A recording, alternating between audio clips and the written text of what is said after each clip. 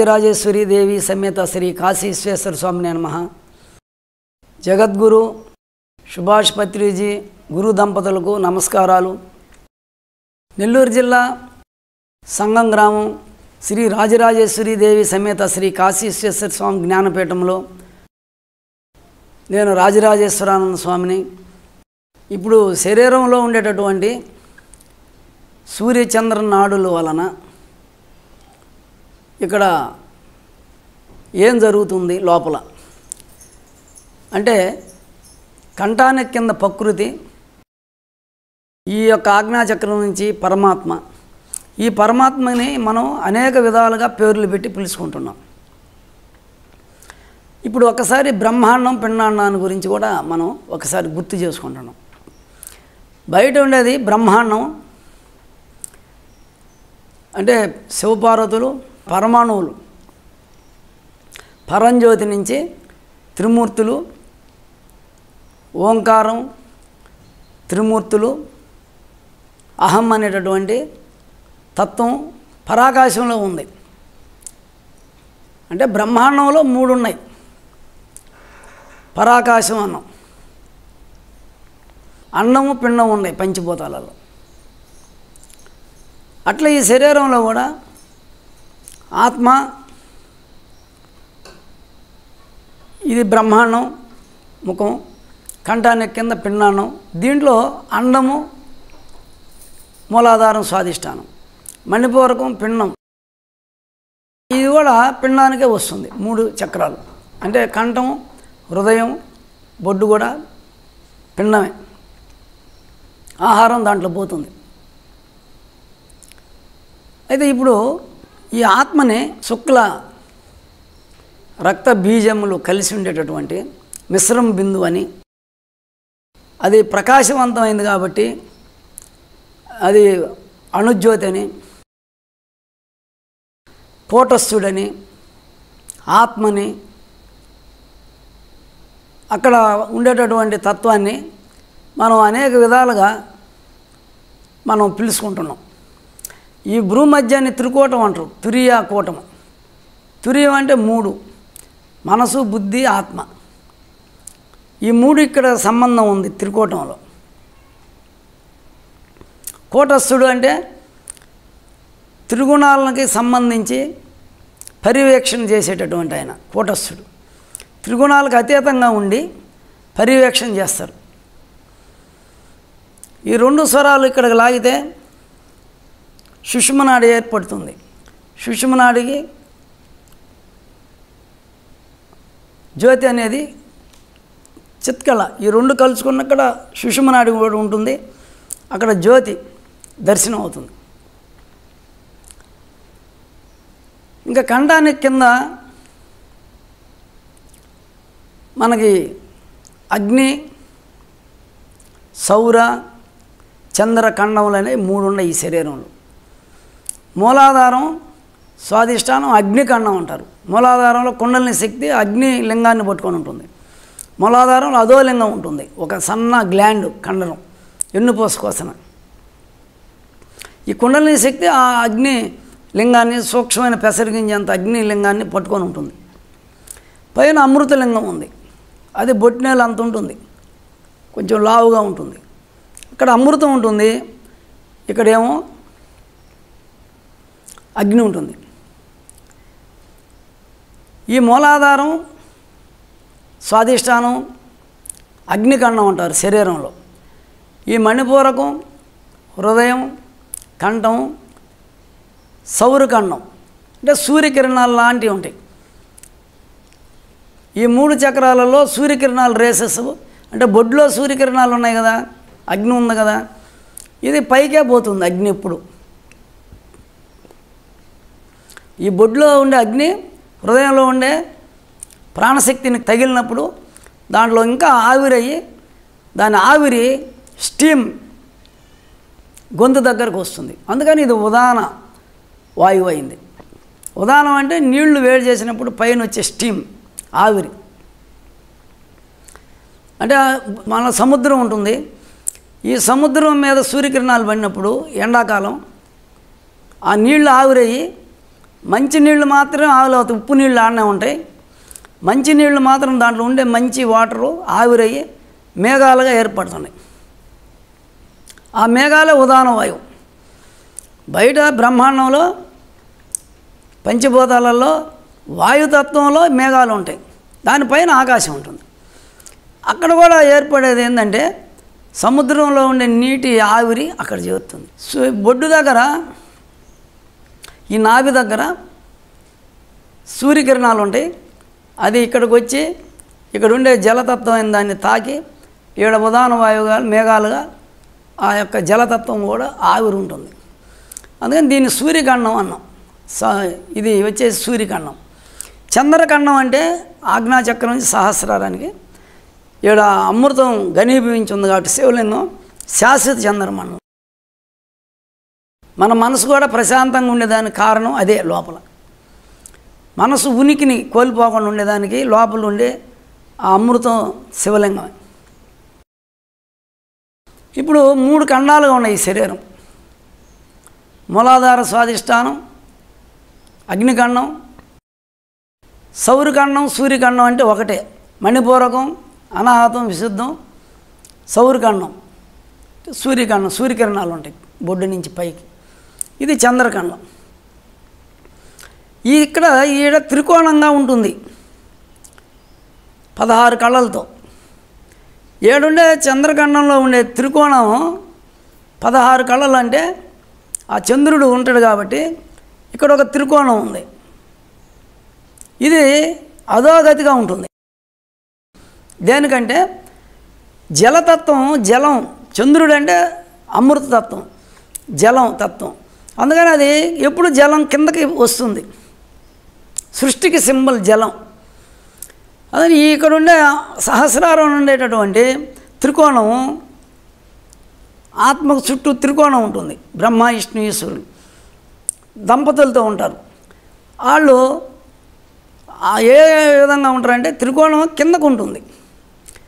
అంటే సృష్టికి సంబంధించింది. పైనుంచి కిందకు సృష్టి జరుగుతుంది. నీళ్ళు ఎప్పుడు కిందకే పడతాయి, పైకి పోవు. అందుకని త్రికోణం, చంద్రమండలంలో త్రికోణం ఎట్లా ఉంటుందంటే కిందకు ఉంటుంది. మూలాధారంలో అగ్ని ఉంది. ఈ త్రికోణం, అగ్నికాడ ఉండే త్రికోణం ఇడ, పింగళ, సుషుమనాడి 3 కలుసుకుంటాయి. అది దానికి త్రికోణం ఉంది. ఇది ఊర్ధ్వగతికి ఉంటుంది. ఇటు ఉంటుంది ఈ త్రికోణం, పైకి ఉంటుంది. ఎందుకంటే ఇది లయం. అగ్ని ఎప్పుడు పైకి పోతుంది, అగ్ని ఊర్ధ్వగతిని పోతుంది, జలం అధోగతిలో ఉంటుంది. అందుకని ఇక్కడ ఉండే మనసు, బుద్ధి, ఆత్మ ఈ మూడిటికి త్రికోణంలో లేదు. బ్రహ్మ, విష్ణు, ఈశ్వరులు, సృష్టి, స్థితి, లయలు 3 పాయింట్లు ఈ అవ్యక్తం నుంచి కిందకి వ్యక్తం అవుతుంది. కాబట్టి ఇక్కడ ఉండే సహస్రారంలో చంద్రమండలం త్రికోణం కిందకు ఉంటుంది. మూలాధారంలో ఉండేది పైకి ఉంటుంది. ఇది ఊర్ధ్వగతి. అగ్ని మూలాధారంలో ఉండే కుండలిని శక్తి కాడ ఉండే అగ్ని ఊర్ధ్వగతి. ఇప్పుడు దీన్ని బట్టి 2 త్రికోణాలు ఉన్నాయి. ఒకటి ఇక్కడ సహస్రారంలో, ఆజ్ఞాచక్రంలో ఒక త్రికోణం కింద ఉంటుంది, కింద నుంచి పైకి ఉంటుంది, మూలాధారం నుంచి పైకి ఉంటుంది. ఈ విధంగా మనం త్రిఖండాలు ఉన్నాయి, త్రికోణాలు ఉన్నాయి. ఒకటేమో సృష్టి, ఇంకొకటేమో లయము.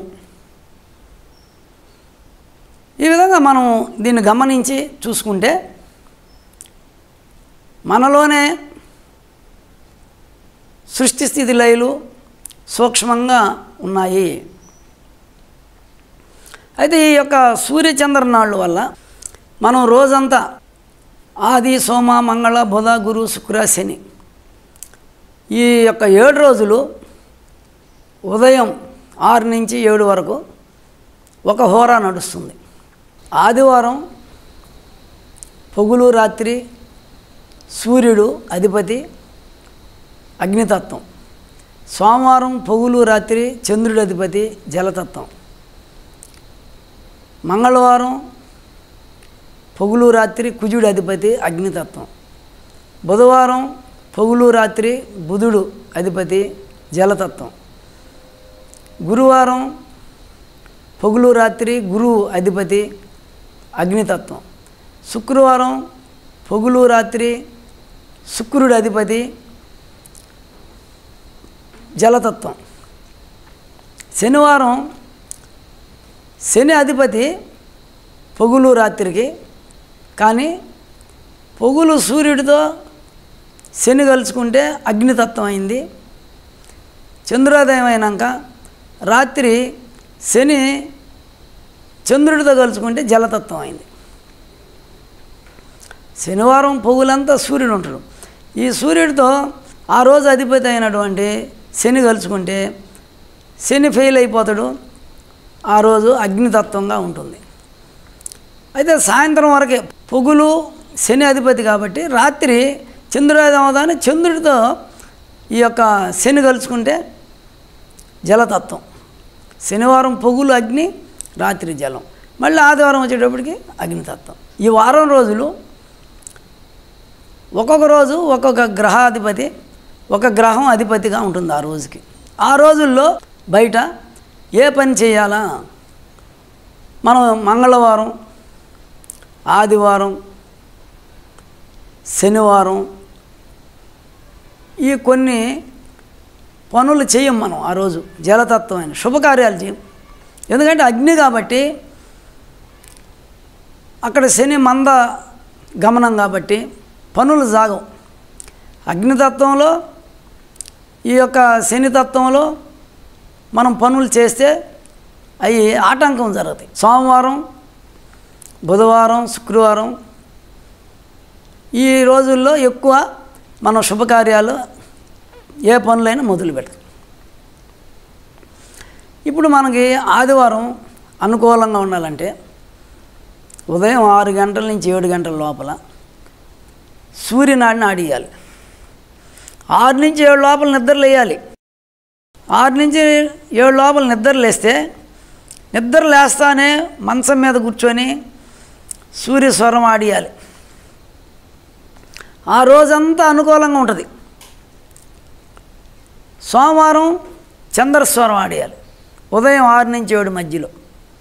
ఆ రోజంతా అనుకూలంగా ఉంటుంది. మంగళవారం సూర్యనాడి ఆడియాలి. ఆ రోజంతా అనుకూలంగా ఉంటుంది. బుధవారం చంద్రస్వరం ఆడియాలి. ఆ రోజంతా అనుకూలంగా ఉంటుంది. గురువారం 6 నుంచి 7 లోపల నువ్వు మంచం దిక్కుండానే నిద్ర లేస్తాను కూర్చొని సూర్యస్వరం ఆడియాలి. అట్లా శుక్రవారం నిద్ర లేస్తాను మంచం మీద ఒక 5-6 సార్లు చంద్రస్వరాన్ని లాగి వదిలేయాలి. అట్లే శనివారం సూర్యస్వరం ఆడియాలి. శనివారం సాయంత్రం 6 అయినప్పుడు మనకు చంద్రస్వరం ఆడిస్తే ఆ రాత్రి అంతా సుఖశయనం, అన్నీ మనకి మనశ్శాంతి, భార్యాభర్త అన్యోన్యత ఉంటుంది. శనివారం రాత్రి చంద్రస్వరం ఆడిస్తే ఏదైనా విరోధాలు ఉన్నా కూడా భార్యాభర్త మధ్యన తొలగతాయి. బ్రహ్మాండపరంగా మన మీద 7 రోజులు 7 గ్రహాల పరిపాలన జరుగుతుంటే వాటిల్లో లోటుపాట్లు ఉన్నా కూడా మన లోపల ఉండే సూర్యచంద్రులతో మనం దాన్ని అధిగమించేదానికి ఉంది. అయితే 6 నుంచి 7కే నిద్రలు వేయాలి. 7 తర్వాత నిద్రలు వేస్తే ప్రయోజనం లేదు. 6, 7 మధ్యలోనే ఏ రోజుకి ఆ రోజు ఆ స్వరాన్ని కానీ ఒక 5-6 సార్లు ఆడియాలా. అది నిద్ర లేస్తానే మంచం మీదైనా చేయాలి. నువ్వు మంచం దిగేటప్పుడు అంటే ఆదివారం, మంగళవారం, గురువారం, శనివారం కుడి కాలు కింద పెట్టాలి. అంటే అగ్నితత్వం. సూర్యనాడు ఆడిచ్చిన రోజు కుడి కాలు ముందు పెట్టాలి కింద దిగేటప్పుడు. అదే నువ్వు సోమవారం, బుధవారం, శుక్రవారం నువ్వు ఆ 3 రోజులు చంద్రస్వరం ఆడిస్తావు కాబట్టి 6 నుంచి 7కి ఎడం కాలు కింద పెట్టాలి. సరే నిద్ర లేచావు, ఆ రోజు గ్రహాధిపతి ఏదో ఆ స్వరంతో నిద్ర లేచావు, ఓకే. కానీ నువ్వు ఇంట్లో నుంచి బయటకు పోయేటప్పుడు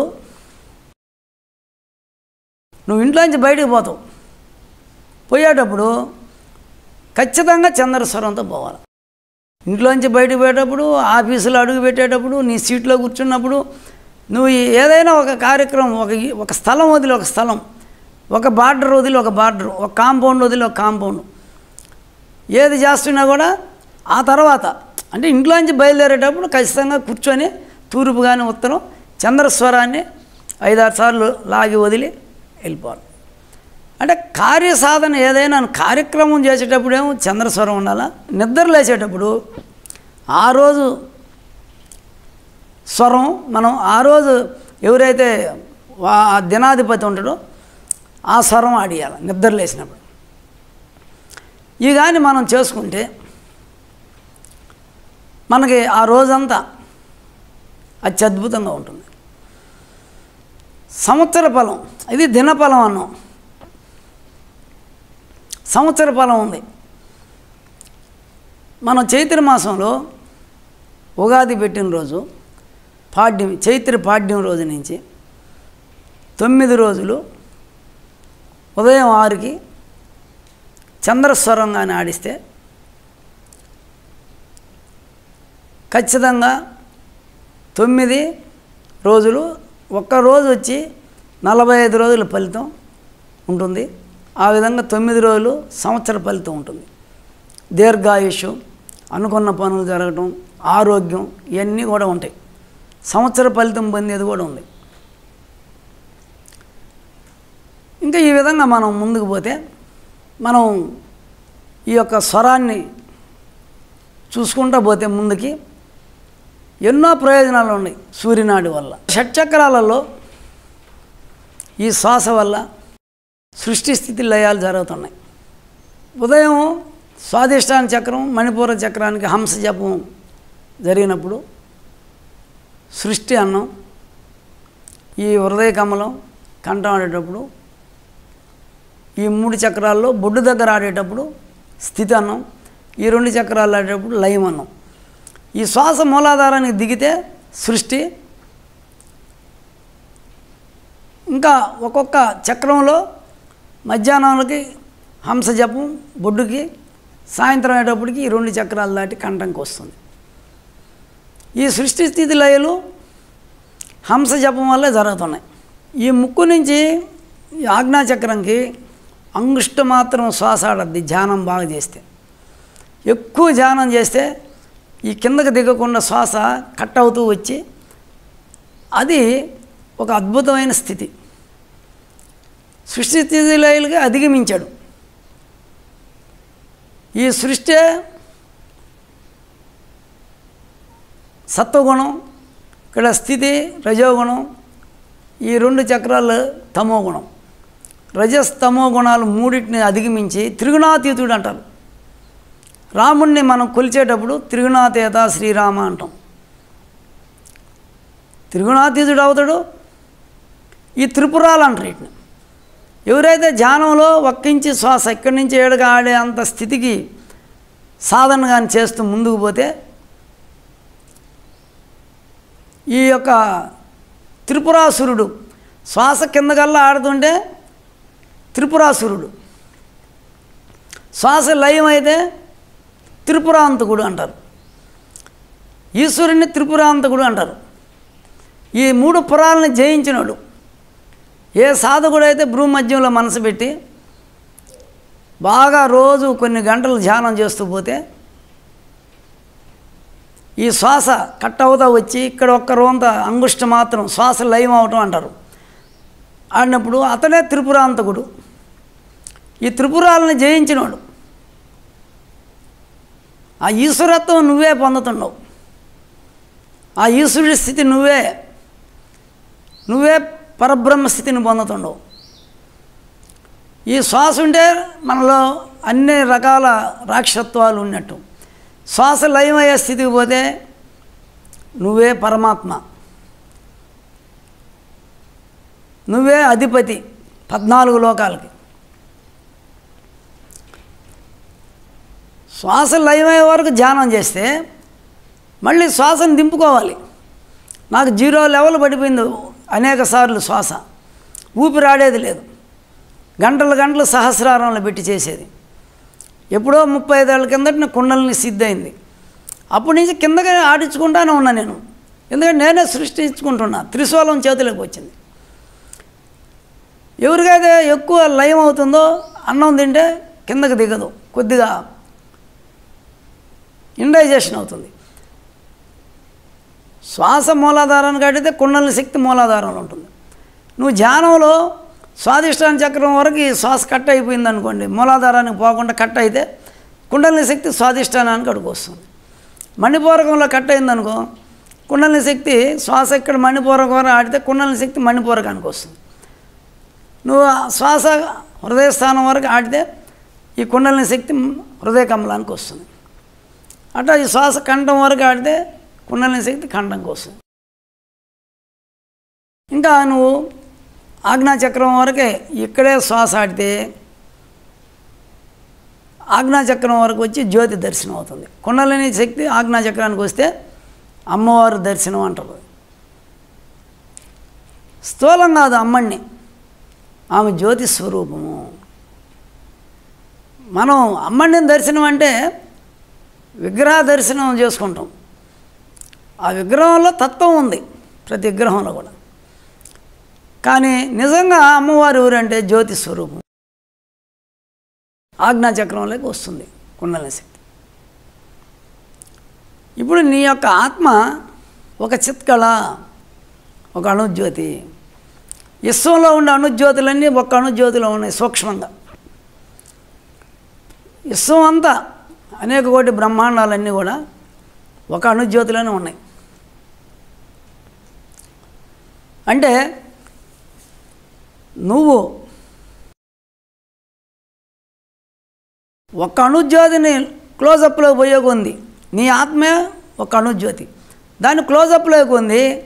ఈ విశ్వంలో ఉండే అణుజ్యోతులన్నీ దాంట్లో ఉన్నాయి, అన్ని లోకాలు దాంట్లో ఉన్నాయి, అనేక బ్రహ్మాండాలు దాంట్లో ఉన్నాయి, 14 లోకాలు దాంట్లో ఉన్నాయి. అంటే అణుజ్యోతిలో సూక్ష్మంగా ఇమిడి ఉన్నాయి. నువ్వు కళ్ళు తెరిచి చూస్తే కొంత ఏరియా వరకు కనపడద్ది నీకు, ఈ భూమండలమే కనపడదు. ఇంకా నవగ్రహాలను ఏం చూస్తావు అంటే ఈ బ్రహ్మాండం అంటే నవగ్రహాలు, ఈ భూమి, ఇదంతా కూడా బయట బ్రహ్మాండం. అనేక కోటి బ్రహ్మాండాలు ఉన్నాయి. అవన్నీ కూడా ప్రతి అణుజ్యోతిలో అంటే పరమాణువులో అంటే పరబ్రహ్మ అంటారు. పరమాణువుని అణుజ్యోతి దాంట్లో ఇమిడి ఉన్నాయి. నువ్వు ధ్యానంలో నీ ఆత్మ శుక్లబీజం, రక్తబీజం, మిశ్రమ బీజం, అదే అణుజ్యోతి. దాన్ని భూమధ్యంలో చూసినప్పుడు క్లోజప్లో పోయే కొంది విశ్వాంతరాళం అంతా ఆ ఒక్క నీ ఆత్మలోని ఇమిడి ఉంది. ఇది నువ్వు దర్శించాల్సింది ఏంటంటే నీ ఆత్మను నువ్వు దర్శించాలి మొదట. దాంట్లోనే పరంజ్యోతి ఉంది. ఆ పరంజ్యోతిని నువ్వు చూడగలుగుతావు.